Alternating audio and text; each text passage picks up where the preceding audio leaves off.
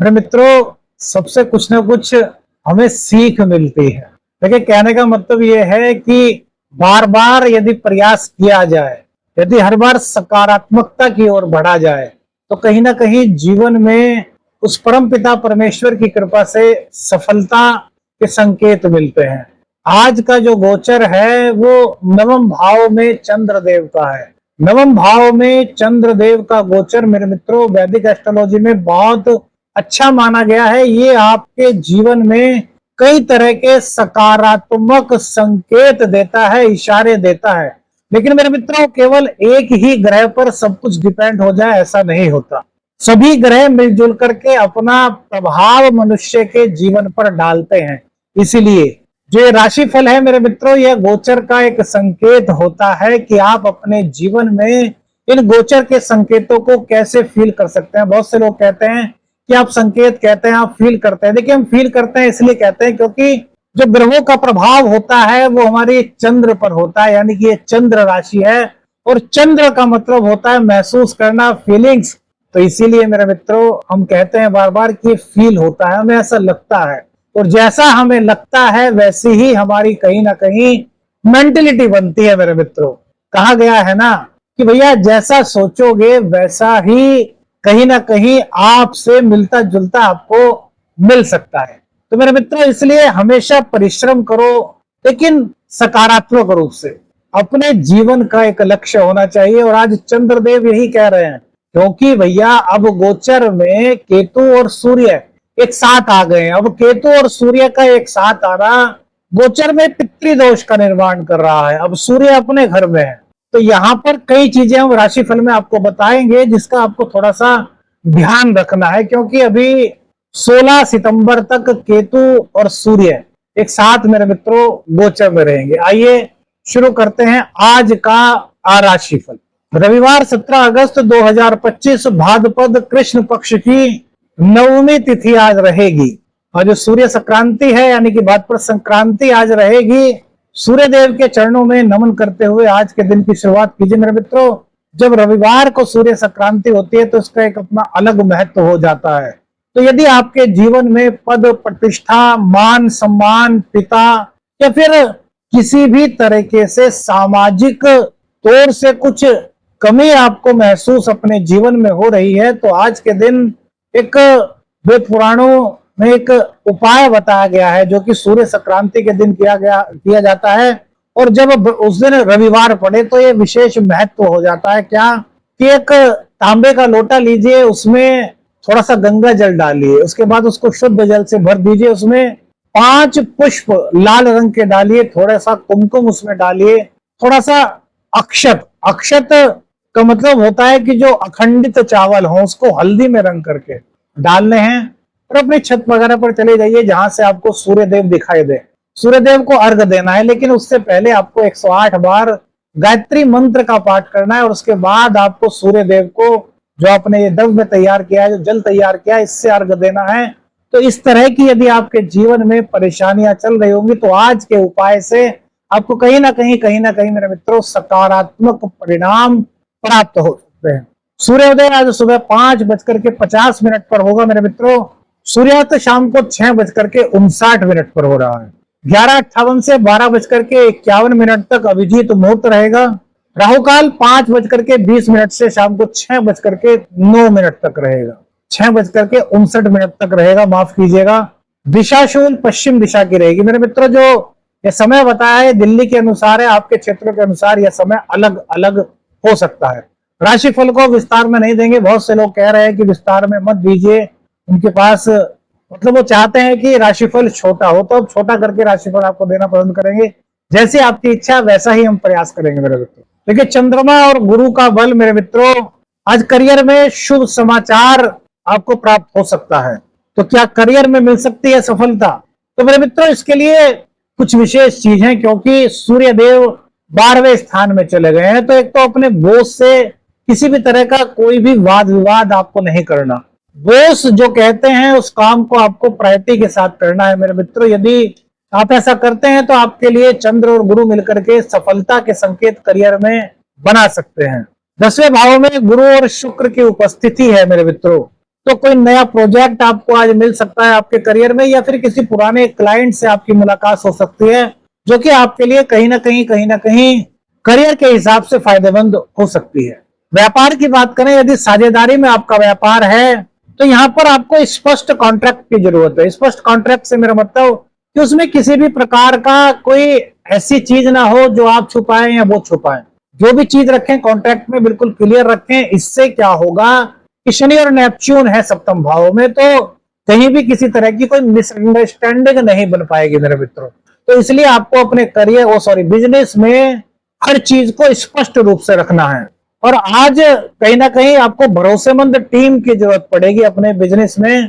तो मेरे मित्रों, जो आपके सबसे ज्यादा भरोसे के व्यक्ति हैं उनके साथ मिलकर के, सहकर्मियों के साथ, अपने बिजनेस के जो आपके एम्प्लॉइज हैं उनके साथ मिलकर के गुफ्तगू कर सकते हैं। किसी प्रोजेक्ट पर आप चर्चा कर सकते हैं जो कि आपको सकारात्मकता की ओर ले जा सकता है, क्योंकि गुरु शुक्र गुरुदेव अपने नक्षत्र में, पुनर्वसु नक्षत्र में बलि, और चंद्रदेव नवम भाव में बलि अवस्था में अपने ही रोहिणी नक्षत्र से चंद्रदेव का गोचर है।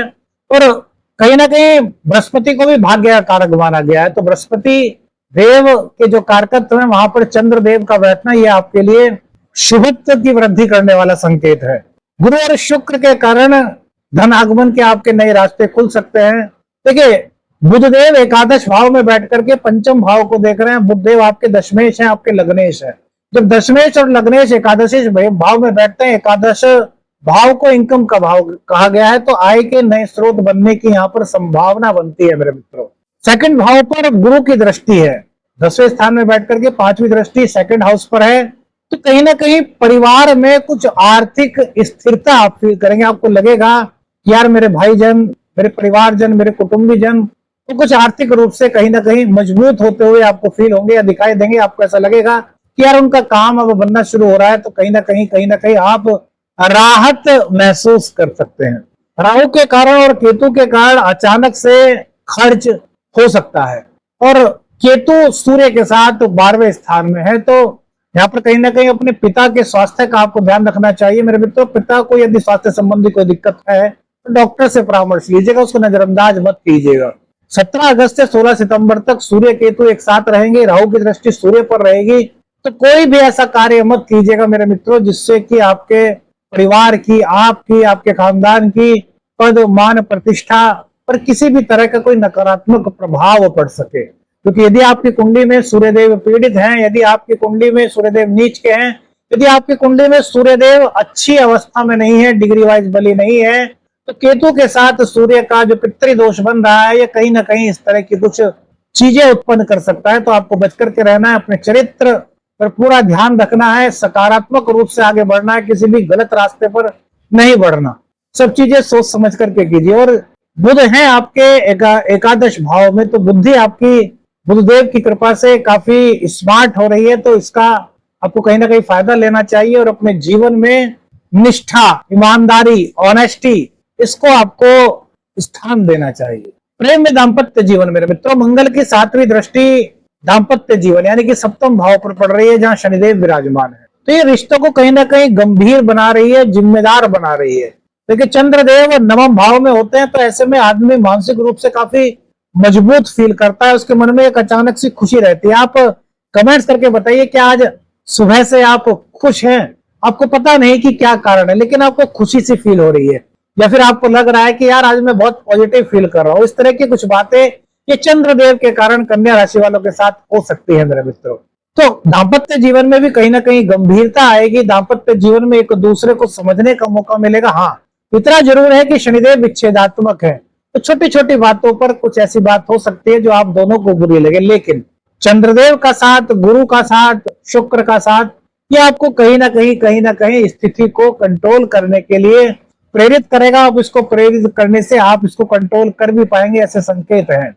रिश्तों में थोड़ा सा जोश, थोड़ा सा जुनून दिखाई देता है। एक दूसरे से अपनी बात कहने की आपके अंदर एक होड़ सी रहेगी कि पहले मैं बात कहता हूं, तो कहेंगे नहीं पहले मैं कहती हूँ। मतलब दोनों अपने अपने दिल की बात प्रेम संबंधों में एक दूसरे से कहने के लिए कहीं ना कहीं तत्पर रहेंगे, लेकिन इसी जल्दबाजी में कहीं ना कहीं क्रोध आ सकता है। तो क्रोध से मेरे मित्रों आपको यहाँ पर बचना होगा। अविवाहितों के लिए विवाह प्रस्ताव आ सकते हैं, लेकिन मेरे मित्रों धैर्य जरूरी है। सोचिए, समझिए, परिवारजनों से बात कीजिए, थोड़ा सा उन लोगों का भी देखिए कि वो जो जिन लोगों ने रिश्ता भेजा है वो कैसे लोग हैं, थोड़ा पता लगाने की कोशिश कीजिए। जल्दबाजी में कोई भी काम मेरे मित्रों करने से आपको बचना चाहिए। संतान में शिक्षा, बुधदेव की 5वें भाव पर दृष्टि स्टूडेंट्स के लिए बहुत अच्छी है। आज उनकी एनर्जी लेवल बहुत अच्छा रहने वाला है, कहीं ना कहीं पढ़ाई में उनका मन बहुत अच्छा रहने वाला है। लेकिन इसी के साथ साथ बुधदेव चंचलता भी लाते हैं, बचपनता भी लाते हैं। जैसे कहते हैं ना, बचपन में छोटे छोटे बच्चे 2-3 साल के, 4-5 साल के बच्चे होते हैं, उनके अंदर एक अलग ही चुलबुलापन रहता है। तो आज बच्चे थोड़े बड़े ही क्यों ना हो, यानी कि 10-12 साल के ही क्यों ना हो, उनमें कुछ ना कुछ आपको बचपन वाली झलक दिखाई देगी। कुछ उनके खेल इस तरह के हो सकते हैं जैसे कि आपको उनका एकदम से बचपन सा मेरे मित्रों याद आ जाए। ये बुधदेव की बहुत अच्छी दृष्टि है, जो पढ़ाई में तो उनका फोकस कर ही रही है, साथ ही खेलकूद और बचपना भी उनके अंदर आज ला रही है। और ये बचपना होना बहुत जरूरी है मेरे मित्रों। आजकल जो पहला जीवन देखिए, पहले जीवन में दादा दादी, नाना नानी, चाचा चाची, ताऊ ताई, मम्मी पापा सब बैठ करके आपस में खेला करते थे। कैरम बोर्ड, बहुत सारे गेम्स होते थे जो एक साथ बैठ करके खेले जाते थे। सीख सीख में सब बुजुर्ग जन, जैसे चाचा चाची हैं, ताऊ ताई जी हैं, दादाजी हैं, दादाजी हैं, बच्चों को इंस्पिरेशन दिया करते थे, बच्चों को सिखाया करते थे खेल खेल में। अब वो चीजें दूर होती जा रही है ना, क्योंकि अब समय का अभाव है और ना ही माँ बाप बैठना पसंद करते हैं बच्चों के साथ, क्योंकि उनके पास काम का थोड़ा लोड अधिक रहता है। लेकिन हम कहते हैं बच्चों के साथ 1 घंटा दीजिए, उनके साथ थोड़ा सा खेलिए, आपका भी मन उनके साथ बहुत अच्छा लगेगा मेरे मित्रों, क्योंकि बच्चे जो हैं वो आपका ही तो आत्मा का अंश है। तो आज ऐसी स्थिति बन रही है मेरे मित्रों, तो बच्चों के साथ समय थोड़ा सा व्यतीत कीजिएगा। प्लूटो गहराई दे रहा है, शोध जो बच्चे कर रहे हैं, जो हमारे कन्या राशि के मित्र शोध कर रहे हैं, उनके लिए बहुत अच्छे शोध में संकेत दे रहा है। कन्या राशि फल, कन्या राशि आज रियल चैनल मेरे मित्रों, और इस पर कन्या राशि का 17 अगस्त का दैनिक राशिफल। देखिए, हमने आपको बताया कि यदि व्यक्तिगत निर्णय पर आपको पहुंचना है तो किसी अनुभवी से आपको सलाह लेनी चाहिए, अपनी कुंडली दिखानी चाहिए, क्योंकि ये गोचर का एक संकेत मात्र होता है जो आपको देते हैं। अब यदि आपकी कुंडली में बुध की स्थिति अच्छी है, आपकी कुंडली में पंचमेश मजबूत स्थिति में है, तो आज कहीं ना कहीं आपको आपके बच्चों की वजह से कुछ खुशखबरी प्राप्त हो सकती है। जैसे कि कोई शुभ समाचार, जैसे कि आपका बच्चा कहीं ना कहीं किसी विषय में कोई अच्छा कहते हैं ना कि उनकी टीचर ने कहा कि यार आपके बच्चे ने आज बहुत अच्छा काम किया, आज इसने सब बच्चों से अधिक काम किया। इस तरह की बात जब पेरेंट्स को पता चलती है तो उनको बड़ा अच्छा लगता है, वो शुभ समाचार उनके लिए होता है। तो इस तरह का कोई समाचार शुभ आपको बच्चों की तरफ से प्राप्त हो सकता है। और राहु की 6ठे भाव में जो स्थिति है वो आपको रणनीतिक सोच दे रही है और प्रतियोगी परीक्षा में कहीं ना कहीं आपको लाभ के संकेत मेरे मित्रों दे रही है।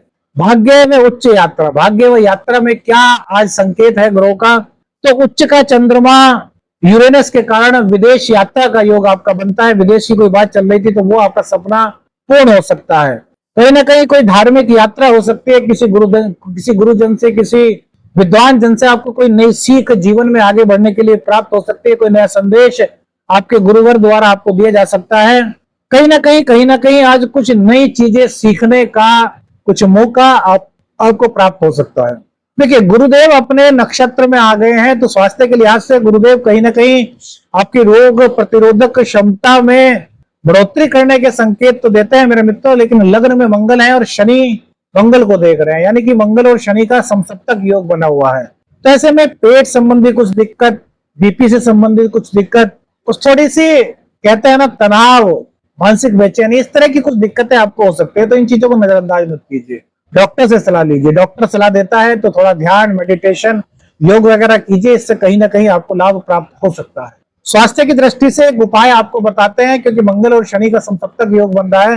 हो सकता है कि कहीं ना कहीं आपके जीवन में आपको ऐसा लगता हो कि यार मैं कहीं ना कहीं से थोड़ा सा कमजोर सा फील कर रहा हूं, है ना, इस स्वास्थ्य के कारण आपको ऐसा फील हो सकता है। तो इसके लिए एक छोटा सा उपाय मेरे मित्रों बता रहे हैं, हो सकता है ये शायद आपको अच्छा लाभ पहुंचा दे। देखिए, ज्योतिष शास्त्र में बहुत सारे उपाय होते हैं, लेकिन वो आपकी कुंडली के हिसाब से आप पर ज्यादा डिपेंड करते हैं। इसलिए हम कहते हैं कि विशेषज्ञ से संपर्क करके ही आपको उपाय करने चाहिए। लेकिन फिर भी एक जनरल उपाय हो सकता है। वो क्या उपाय हो सकता है मेरे मित्रों? प्रत्येक शनिवार को सरसों का तेल, अब सरसों के तेल की मात्रा जो है उसमें थोड़ा सा आपको ध्यान रखना है। बहुत से लोग थोड़ा सा तेल लेते हैं कटोरी में, वो नहीं, ऐसा नहीं। सरसों का तेल लीजिए थोड़ा सा, अब उस थोड़े से की मात्रा कम से कम 100 ग्राम के करीब तो होनी चाहिए, है ना। ज्यादा आप जो चाहे वो कर सकते हैं, लेकिन 100 ग्राम। और उसी के साथ साथ में एक काले कपड़े में थोड़ा सा सतनजा बांध लीजिए और सरसों के तेल में एक सिक्का डाल लीजिए, 1 रुपए का सिक्का और एक कील।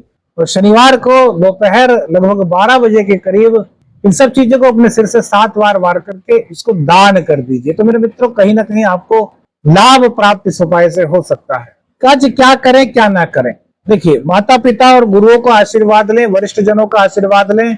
किसी धार्मिक या आध्यात्मिक कार्य में प्रतिभाग आप कर सकते हैं। अपने जीवन साथी के साथ समय बिताएं, उनसे खुलकर के बात करें, बच्चों के साथ समय बिताएं, उनके साथ थोड़ा सा खेलें। हरे रंग के वस्त्र या रुमाल का प्रयोग आप आज कर सकते हैं। जल्दबाजी में फैसले न लें, खास तौर से गुस्से में कोई फैसला न लें। और व्यवसाय में तो कोई भी भैया आपको जल्दबाजी में फैसला नहीं लेना। वाणी में कटुता से आपको बचना चाहिए मेरे मित्रों। साझेदारी में बिना लिखित अनुबंध के कोई भी कार्य की शुरुआत न करें, चाहे वो पुराना क्लाइंट हो चाहे नया क्लाइंट। 17 अगस्त 2025 कन्या राशि के जातकों के लिए ग्रह नक्षत्रों के आधार पर क्या संकेत है, आपको बताया। कौन सी चीज आपको सबसे अच्छी लगी, आपके क्या अनुभव रहे पिछले राशिफल को लेकर के कमेंट्स में बताइएगा। श्री कृष्ण जन्माष्टमी की आपको बहुत बहुत शुभकामनाएं मेरे मित्रों। देखिए, भगवान श्री कृष्ण का आज जन्म उत्सव पूरे भारतवर्ष में मनाया जा रहा है। तो यदि हो सके तो मेरे मित्रों, रात्रि में 12 बजे से 3 बजे तक एक घी का दीपक बांके बिहारी जी के समक्ष अपने मंदिर में ही जलाएं। आपको बाहर जाने की आवश्यकता नहीं। और 12 बजे से 3 बजे के बीच में किसी भी एक टाइम एक मंत्र है, ओम नमो भगवते वासुदेवाय नमः, इसका कम से कम 1 माला जाप करें।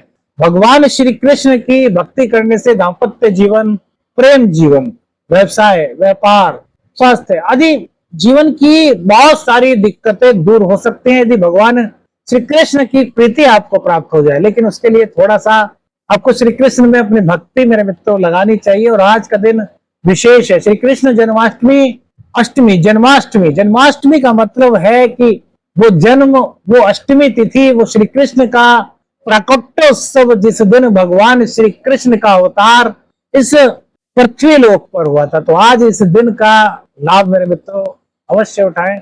आशा करता हूं आपको राशिफल पसंद आया होगा। राशिफल पसंद आया तो लाइक और शेयर कीजिएगा। चैनल पर नए हैं, चैनल को सब्सक्राइब कीजिएगा। आदेश लक्ष्मी अंजन, हर हर महादेव।